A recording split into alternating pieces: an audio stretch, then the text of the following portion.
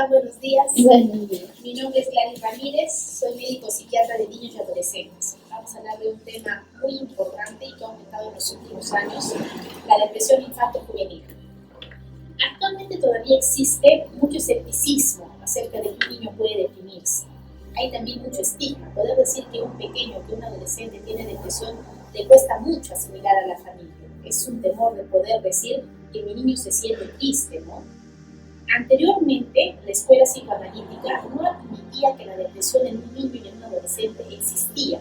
Se pensaba que el niño, por su capacidad cognitiva y verbal, aún no podía experimentar un estado anímico de tristeza, aún no tenía la capacidad de poder deprimirse. Pero eso cambió en el año 1971, cuando el Congreso Europeo ya considera la depresión infanto-juvenil como un diagnóstico más en el Tratado de Psiquiatría. La depresión es un trastorno de carácter recurrente, tiene también un componente familiar. Una depresión en la niñez y en la adolescencia es una depresión de peor pronóstico y de mayor gravedad que una depresión que se manifiesta en edad adulta. Que un niño se deprima es un cerebro en pleno desarrollo que tiene mayor repercusiones neurobioquímicas y mayor riesgo de cronicidad a futuro. Es un cuadro importante, es un cuadro de gravedad. La depresión se considera a nivel mundial que afecta aproximadamente a un 2 a un 3% de niños en la infancia, siendo su porcentaje mayor a medida que el adolescente, que el niño crece, llegando a un 8% en la adolescencia. Cuando hablamos de la etiología de la depresión, siempre tenemos en los cuadros de salud mental, en los cuadros psiquiátricos, el componente biológico, el componente genético. Pero para que un cuadro se dé, para que se dé un cuadro depresivo, un cuadro ansioso, cualquier tipo de cuadro psiquiátrico, este componente biológico tiene que ir sumado a un estilo de crianza, a un ambiente familiar.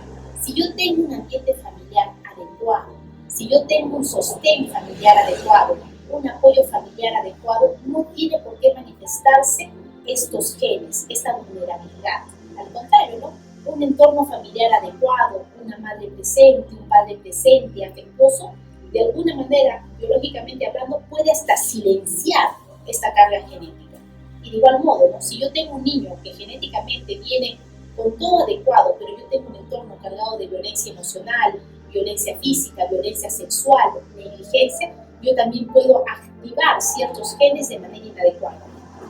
Para ver la importancia de lo que es la crianza y el entorno familiar. Un dato importante, la depresión es un trastorno crónico, es un trastorno que se mantiene en el tiempo, por eso la importancia de poder diagnosticarlo adecuadamente. Cuando hablamos de depresión en la etapa infanto-juvenil, no hablamos de la simple tristeza, ¿no? De que yo tengo a mi niño pequeño que se ha puesto triste porque se enfermó el perrito, porque se peleó con el amiguito. Hablamos de depresión cuando es un estado de ánimo que se mantiene, que es más importante, más fuerte que la causa que lo generó. Un estado de ánimo de tristeza importante que se mantiene la gran mayoría de los días, la gran parte del día y que genera disfuncionalidad, ya sea a nivel familiar, a nivel personal, a nivel académico. Hace que mi niño no pueda interactuar adecuadamente, no funcione adecuadamente. Hablemos de los criterios del trastorno depresivo mayor, que es un trastorno que se da en niños, que se da en adolescentes y que ya figura en el manual psiquiátrico. Como primer criterio, para poder decir que una persona tiene un episodio depresivo mayor, el ánimo deprimido. Un punto importante, el ánimo deprimido no se manifiesta como tal en los niños y en los adolescentes. El niño deprimido, más que verlo uno triste, con la carita de pena, el niño que está deprimido es un niño más irritable. El criterio de ánimo deprimido en la niñez se cambia por el criterio de irritabilidad. El niño deprimido es un niño irritable. Es un niño que se está comportando de una manera diferente. Es un niño que está aburrido, un niño que está fastidiado. Porque como el pequeño aún no tiene todas las capacidades cognitivas para poder procesar su estado de ánimo, ¿cómo es que manifiesta su tristeza de manera conductual? Irritabilidad, desobediencia, rabietas, berrinches y mucho aburrimiento. Otro punto importante que se manifiesta bastante en la adolescencia y en la niñez: disminución del interés o pérdida del placer por las actividades habituales. hablamos de esto que se conoce como anedonia, es decir, que este pequeño o este adolescente deja de disfrutar aquello que le gustaba hacer antes. Por ejemplo, tenemos un niño de 8 añitos que le encantaba salir a montar bicicleta al parque, pero ahora no tiene ganas, le fastidia, ay no, me aburre, no me gusta. Ya no disfruta aquella actividad que antes sí le gustaba. Ese es un criterio importante, la anedonia. Pérdida del placer, pérdida de la capacidad de disfrute. Otro punto importante, ¿no? Siempre los cuadros depresivos, ya sea en la niñez o en la adultez, hay un cambio en lo que son los patrones del sueño y patrones del alimento. En lo que son los patrones del alimento, son pequeños que pueden tener mucho apetito o poco apetito, o lo que es más importante, no están creciendo en la curva de crecimiento y desarrollo que les corresponde. No ganan peso como pediátricamente deberían ganar peso. Esa también es una alarma. Si yo voy al pediatra y tengo a mi pequeño que no me está creciendo bien, tengo a mi pequeño que no me está subiendo bien de peso, a pesar de que yo en la casa tengo una dieta adecuada, a pesar de que no falta una alimentación adecuada, pero mi pequeño no está ganando bien peso y talla, es un criterio de una posible depresión. Otro cuadro importante, alteraciones en el patrón de sueño, o mucho sueño o poco sueño, insomnio o hipersomnio. También dentro de los criterios de depresión tenemos la agitación psicomotora o el crecimiento, tenemos al niño se le ve cansado, se le ve como que le falta energía, se le ve que no puede hacer ciertas cosas, inclusive muchos niños manifiestan hasta cierta pesadez. Me siento cansado, no tengo ganas, estoy aburrido. Los sentimientos de culpa e inutilidad. Este cuadro es más común en la adolescencia. El adolescente manifiesta sentirse que es incapaz, que no vale, que en comparación del resto del grupo no le salen bien las cosas, que académicamente no lo hace bien. Los sentimientos inadecuados de culpa e inutilidad. También un punto importante, la disminución de la capacidad de concentración y decisión. Y esto genera que en los papás haya mucha preocupación porque bajan sus notas. Un niño que está deprimido, un adolescente que está deprimido no se concentra, no rinde igual académicamente, no porque no sea capaz, no porque no le interese, no porque no esté estudiando, es porque una depresión no permite que la persona se concentre. Químicamente, médicamente hablando, no tenemos las capacidades para poder hacerlo. Y lo que vemos comúnmente, yo particularmente lo veo bastante, ¿no? Se le llama mucho la atención al niño, se le grita, se le llega a pegar en algunas familias porque baja su rendimiento académico, pensando que es flojo, pensando que es inadecuado, se le lastima, se le etiqueta, se le verbaliza cosas negativas y solamente hacemos con nuestra conducta como padres, como familia, que su depresión empeore. Porque mi niño no rinde porque está triste, porque no se siente capaz. Pueden haber también ideas de suicidio o muerte. Entre mayor edad tenga el niño, entre más esté llegando a la adolescencia, son más comunes las ideas de suicidio y de muerte. En el niño pequeño, en la infancia, no es tan frecuente. Lo que el niño pequeño manifiesta son lo que se dice ideas pasivas de muerte. Ay, no tengo ganas de despertar, mejor nunca despierto, mejor me quedo dormido para siempre. Ya el adolescente tiene un componente de ideación suicida mucho mejor estructurado. Me quiero matar, quiero tomar pastillas, mejor estoy muerto. Ya a medida que crece la persona, la ideación suicida es mucho más estructurada. Dentro de lo que es la epidemiología, lo que hablábamos, en los últimos años se ha visto a nivel mundial que ha aumentado la tasa de depresión, no solamente en lo que son niños y adolescentes, a nivel mundial, también adultos. Se ha visto que es cada vez a edades más tempranas que se deprimen los niños. Cada vez a edades más tempranas. Esto de alguna manera se da porque ha cambiado la estructura familiar. Ya tanto mamá como papá tienen que trabajar, ya se ha perdido este compartir como familia, este conocernos, este poder almorzar juntos, saber qué estás haciendo, con quién te juntas, qué te gusta, qué no te gusta. Ahora mamá y papá tienen que trabajar y se han perdido también los valores, ya no es tanto el valor de la honestidad, de la honradez, del compartir, del ser sinceros, ahora es más la parte económica. Y esto a nivel mundial. ¿Cómo se ha visto que ha aumentado la depresión? A nivel mundial, y más aún a edades cada vez más tempranas. La depresión tiene mayor epidemiología a medida que va creciendo el niño. En edad preescolar es aproximadamente de un 0.3%. En la etapa escolar es aproximadamente de un 2 a un 3%. Se ha visto que en la etapa escolar la depresión en niños es igual que la depresión en niñas. Son las proporciones similares.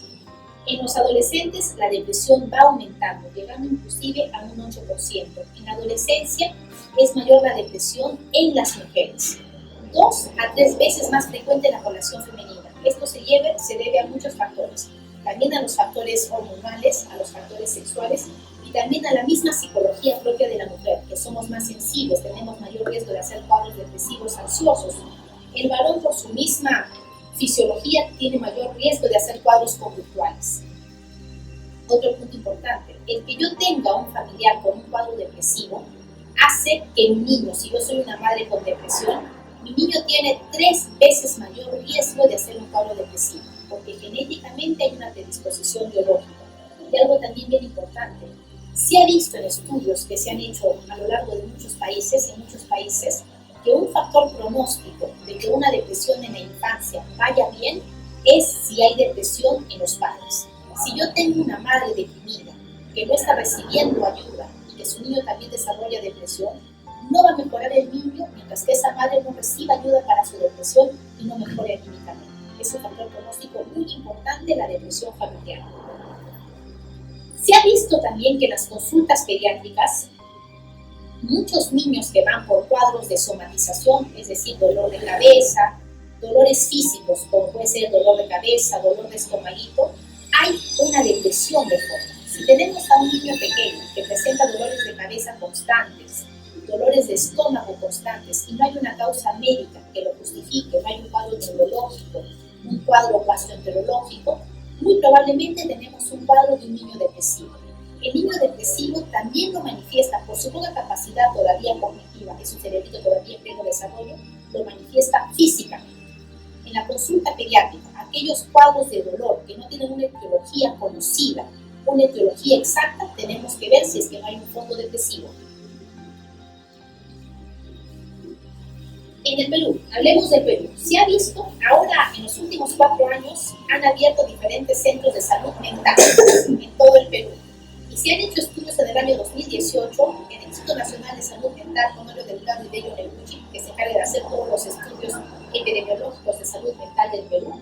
Se ha visto que en estos centros de salud mental, el 70% de los pacientes atendidos son menores de edad, para que podamos ver cómo ha crecido la población infanto-juvenil con problemas de salud mental.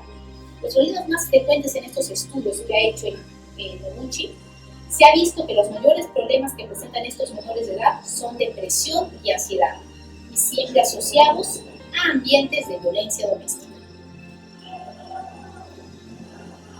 Hablemos un poquito de la etiología. Cuando hablamos de la depresión, no hay una causa exacta, son diferentes factores, diferentes cuadros que pueden originar. Tenemos los factores biológicos, que hablábamos hace un rato, la parte genética, la parte neuroendocrina, neuroanatómica, el temperamento, pero como yo siempre les digo a los papás, puede haber mucha genética de cualquier tipo, pero si tenemos un entorno familiar coherente, armónico, adecuado, no tiene por qué darse el trastorno. ¿Okay? Tenemos la parte biológica, tenemos muchos casos de padres con depresión, sí hay un componente biológico de niños con riesgo de depresión. Tenemos los factores psicológicos, donde está el ambiente familiar, de alguna manera, factores psicológicos, donde está, por ejemplo, el antecedente de abuso físico, abuso sexual, entornos familiares inadecuados, donde hay también conflictos a nivel emocional, conflictos a nivel sexual, todo esto también contribuye a que el pequeño pueda desarrollar una depresión. Entre los factores sociales, la pobreza, la violencia intrafamiliar, el maltrato físico, el maltrato verbal, el abuso sexual, el bullying. Se ha visto que un 60% de niños víctimas de bullying tienen riesgo de hacer depresión. Es un factor etiológico muy importante y que en los últimos años cada vez está cobrando mayor relevancia. Y tenemos la idea equivocada, ¿no? Cuando hablamos de un cuadro de bullying, solamente sufre el niño que es víctima del acoso, el niño bulliado. Ya se ha visto que el niño que ejerce el acoso, es decir, el niño bulliador, tiene mayor riesgo psicopatológico, mayor riesgo de enfermedad mental que el paciente que sufre bullying. Cuando tenemos una dinámica de bullying, tenemos que trabajar con el niño víctima de bullying y el niño que ejerce bullying. El mayor riesgo de suicidio está en el niño que ejerce el bullying, porque hay una estructura familiar completamente inadecuada y cargada de violencia. Pues el bullying es un tema importante que también vamos a tocar en algún momento, ¿no? Que está creciendo ahora. Cuando hablamos de depresión, cuando hablamos de cualquier enfermedad de salud mental que presente un niño, ya sea depresión, ansiedad, anorexia, cualquier cuadro, no podemos dejar de hablar de los vínculos, no podemos dejar de hablar del apego. El ser humano crece para vincularse con alguien. Instintivamente un niño que viene al mundo tiene que vincularse porque es la única forma que tiene para sobrevivir. Somos dentro de las especies la que es más vulnerable. Nacemos y dependemos de una madre, de un padre, de una figura que nos cuide por mucho tiempo. Necesitamos no solo físicamente, también mentalmente, también químicamente una figura de apego. No podemos hablar de una enfermedad mental a futuro sin hablar de los inicios de la vida. Al nacer, ninguno de nosotros somos capaces de regular nuestras propias emociones. La relación más temprana que se establece y nos permite aprender a regular nuestro sistema emocional es la vinculación afectiva con el cuidador más próximo, que se encargará de responder a nuestras señales o reacciones emocionales. La presencia de una madre, la presencia de una figura de apego, de una figura que nos ame, que nos cuide, que no solamente nos dé alimento, que nos dé amor, que nos dé presencia, permite un desarrollo cerebral sano, permite una capacidad de autorregulación adecuada. Yo como madre, que me autorregulo emocionalmente, le enseño a mi pequeño la autorregulación. Para que yo pueda hacer que este niño en pleno desarrollo sea un futuro ser humano que se regule emocionalmente, yo tengo que estar regulada y enseñarle. Acá tenemos los estudios.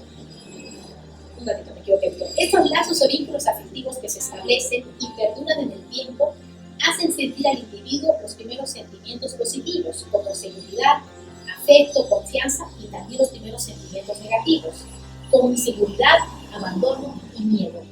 Bowlby es un psicólogo, psicoanalista, psiquiatra de niños y adolescentes que estudió mucho a raíz de lo que sucedió en la guerra.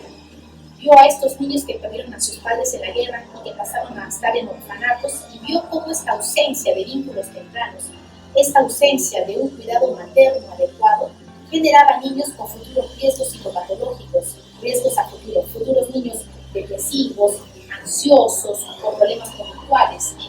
Bowlby enfatizó que la formación de una relación cálida entre niño y madre es crucial para la supervivencia y desarrollo saludable del menor, tanto como la provisión de comida, cuidado infantil, la estimulación y la disciplina. En este año hubieron diferentes estudios. Aquí también tenemos los estudios de Harlow. Harlow es un psicólogo, que estudió estudios que ahora no se harían en la actualidad porque son muy despiadados. Él estudió con monitos crías, los separó de la mona mamá y los puso con unas monas sustitutas, monas de alambre. Puso una monita de alambre que tenía un biberón y puso una monita de alambre cubierta de felpa. Y lo que teníamos anteriormente, lo que se pensaba, es que el ser humano, el ser viviente, solamente buscaba aquella figura que le diera comida.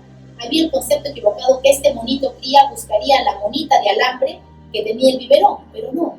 Se vio que el monito se pegaba y acudía a la monita cubierta de felpa, porque estar cubierta de felpa de alguna manera simulaba el afecto, la parte cálida de una madre. Y así se pudo descubrir que lo que un ser viviente en pleno crecimiento, más que buscar lo que es el alimento, busca el afecto, la relación cálida, la protección. Los patrones de interacción con los cuidadores son la matriz desde la cual los infantes humanos construyen modelos de trabajo interno de sí mismo y de otras relaciones. Es así que Bowlby dijo, una vez que un niño nace en un hogar que le permite sentirse amado, cuidado, respetado, atendido, yo tengo frío, tú me abrigas, yo tengo hambre, tú me alimentas, yo tengo miedo, tú me proteges. Un niño que tiene este entorno familiar sano, adecuado, establece un patrón interno de sentirse valioso, sentir que puede confiar en esta figura de apego. Y es un patrón interno a nivel mental que se establece de manera constante. Yo me convierto en un ser humano adulto que me siento valiosa, me siento digna de ser amada y busco un amor sano. Y esto se establece en los primeros años. Este patrón interno de verme sentido adecuadamente cuidada, valorada y atendida, lo establezco como un patrón de que yo valgo y que puedo confiar en los demás. Es un patrón que se mantiene de por vida. ¿Okay? Y de igual modo, si es que yo he tenido un entorno familiar cargado de maltrato, de ausencias, de enfermedad, donde yo no me he sentido escuchada, atendida, es más, he podido tener una madre que tenía terror, una madre asustada, que se sentía incapaz porque también tenía su propia patología mental, yo vivo creciendo que yo no valgo, que yo no soy suficiente, que yo no puedo confiar en la demás gente, porque no sé cómo va a reaccionar conmigo. Estos patrones de los primeros años se establecen como un patrón mental, una guía mental, que va a ser para toda mi vida. Funciones de vínculo. Mantener la proximidad del cuidador. El niño busca su figura. El niño quiere estar cerca de la madre, cerca del padre. Lograr el sentimiento de seguridad. Regular las emociones. Hay estudios que se ha visto que un adecuado maternaje, una adecuada crianza, permite que este cerebro en pleno desarrollo regule bien la parte química y que haya un crecimiento cerebral adecuado. Que las zonas que son básicas para un desarrollo emocional sano, como es la corteza frontal, como es la amígdala, se regule de una manera adecuada para que este ser humano en pleno desarrollo y a futuro tenga una capacidad de autocontrol adecuado, de poder procesar sus emociones de una manera sana. Esto permite un vínculo adecuado. También da las estrategias para hacer frente al estrés, fomenta la sociabilidad. Un niño que se siente seguro es un niño que explora, es un niño que juega, es un niño que se atreve. Un niño que no sabe lo que va a pasar, que no sabe si dispone del cuidado de una madre o de un padre emocionalmente sano, no juega, no explora, no se atreve. También permite a largo plazo lograr una personalidad equilibrada y una adecuada salud mental. No podríamos hablar de depresión sin hablar de los primeros años. La depresión se va a manifestar de diferente manera de acuerdo a la edad que tiene el niño. En la etapa preescolar, que es todavía un cerebrito en pleno desarrollo, que no tenemos todavía la parte verbal adecuadamente desarrollada, ¿cómo nos damos cuenta que un niño en la etapa preescolar está triste? Hay mucha irritabilidad, lo manifiesta conductualmente. Se le ve desinteresado, se le ve fastidiado, no quiere colaborar con los papás. También un punto importante, el niño preescolar hay mucha ansiedad de separación, no quiere separarse de la mamá, no se siente tranquilo si es que no está la mamá pegada a él. Tiene mucho temor de que esta madre se aleje, tiene mucho temor de estar solito. Hay también problemas de sueño, problemas de apetito. Es muy común lo que yo veo en niños muy pequeñitos, no comen bien, no se alimentan bien. Hay muchas crisis de llanto, berrinches.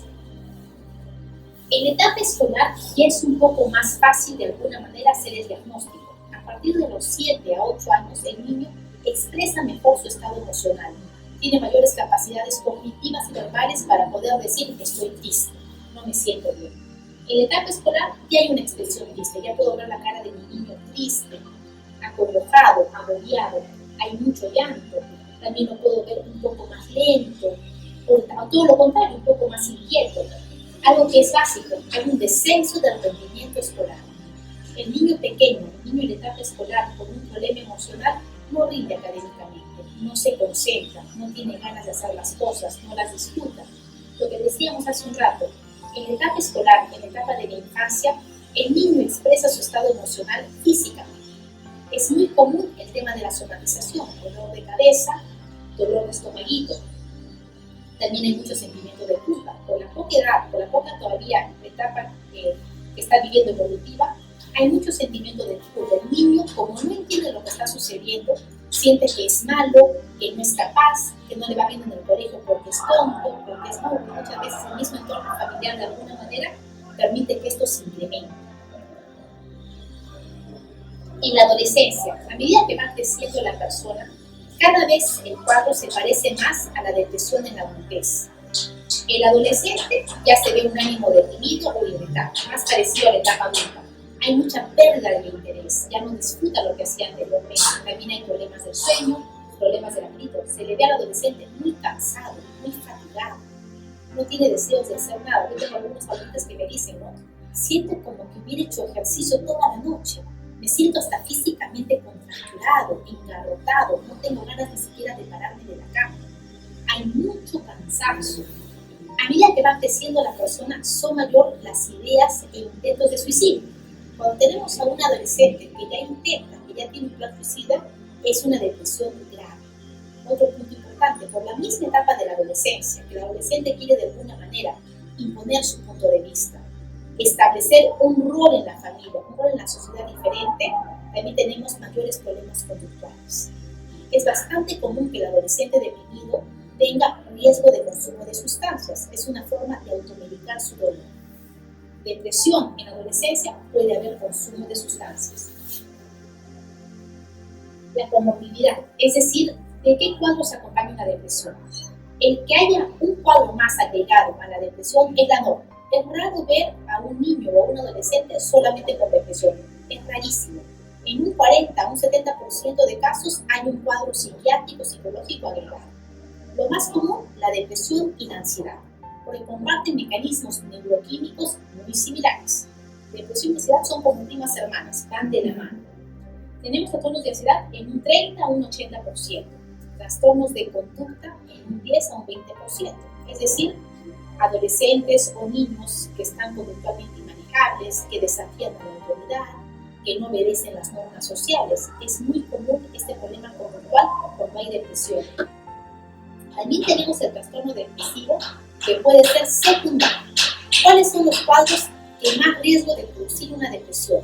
El trastorno de déficit de atención e hiperactividad genera depresión en un porcentaje importante. Un niño que neurobiológicamente hablando tiene un cerebrito con un déficit de atención, que es un cuadro del neurodesarrollo, es un cuadro que se nace con eso, tiene mayor riesgo de hacer depresión porque son niños víctimas de bullying, víctimas de rechazo, de estigmatización, de maltrato por los profesores, que no saben del tema, por los mismos padres. Riesgo alto de poder hacer una depresión. ¿Okay? Entre mayor cuadros psiquiátricos haya, es peor el pronóstico. Es más difícil la evolución, es más difícil el tratamiento. Las semejanzas y diferencias de la depresión entre un adulto y un niño. En el niño, los síntomas son mayor irritabilidad, mayor cuadro de raguetas, mayor labilidad emocional, es decir, estoy bien, luego estoy mal, mayor fluctuación. Son muy intolerantes a la frustración, rápidamente se tornan coléricos, no entienden, no toleran, no captan. Hay mayores quejas somáticas, dolores diversos y se aíslan un poquito más. El curso y pronóstico. Es importante decir que la depresión es un trastorno crónico, ya sea en niños, ya sea en adultos. Entre antes se manifieste la depresión, la evolución es más grave, porque estamos hablando de un cerebro en pleno desarrollo. Una depresión es un cambio no solamente a nivel social, no es solamente que mi niño se aísla, que mi niño no rinde académicamente, que mi niño no socializa, es un cerebro con secuelas a nivel químico.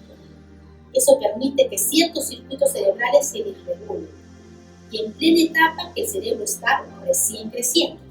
Una depresión infantil es un cuadro grave que tenemos que saber diagnosticarlo y tratarlo oportunamente, porque de no hacerlo, mayor vulnerabilidad para que se agreguen otro tipo de cuadros.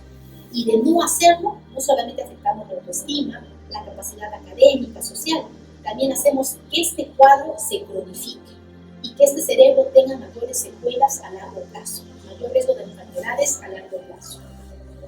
¿Qué es lo que hace que un cuadro depresivo no vaya bien?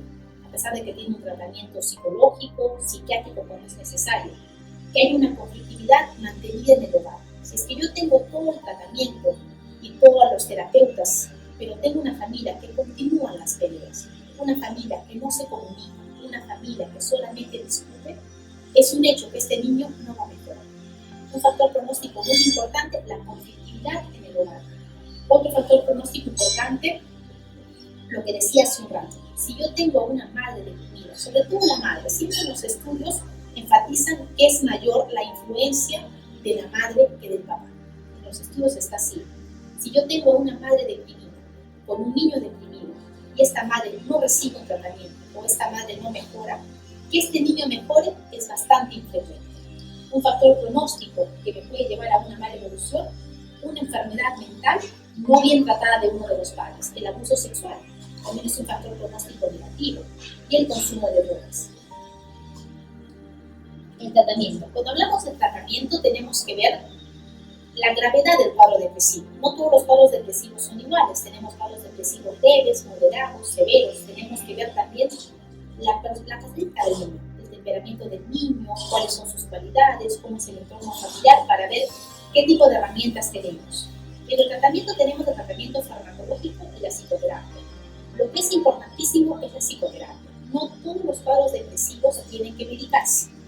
Medicamos cuando hay cuadros de depresión moderados a severos, pero nunca puede faltar la psicoterapia. Entonces tiene que ser un tratamiento de acuerdo a lo que presente mi pequeño.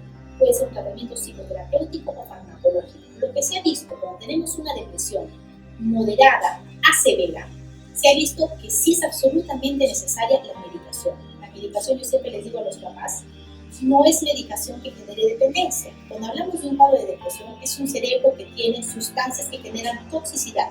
Lo que hace la medicación es de alguna manera regenerar lo que esta depresión no ha permitido que se produzca adecuadamente. Cuando es un cuadro severo, sí tenemos que medicar. Es más dañino no hacerlo. Químicamente es más dañino no hacerlo. Tiene que haber la medicación cuando es un cuadro moderado o severo con la psicoterapia. ¿Okay? Siempre es importante el apoyo y el trabajo con la familia. La familia tiene que saber qué es la depresión, tiene que saber qué está pasando con su niño, porque estigmatizamos muchos. A veces el desconocimiento hace que sigamos ejerciendo violencia, rechazo, pegando, gritando. Tiene que haber un trabajo conjunto con la familia, que también la familia sepa lo que está pasando y poder trabajar. Y no puede faltar la comunicación con el colegio. Tiene que saber el colegio lo que está pasando con su niño, saber cómo abordarlo y cómo apoyarlo. Tiene que ser un trabajo conjunto, padres y colegio. La eficacia del tratamiento médico es menor cuando hay una comorbilidad con el déficit de atención, porque recordemos que un niño con un trastorno de déficit de atención es un niño que químicamente es más impulsivo, químicamente es más inatento, le cuesta un poquito captar más ciertas cosas. Cuando hay ideación suicida, también el factor pronóstico es de mayor gravedad. Acá les pongo ya para terminar un casito clínico de un trastorno depresivo mayor. Manfredo es un joven de 14 años que reporta en consulta un cuadro desde hace 3 a 4 semanas.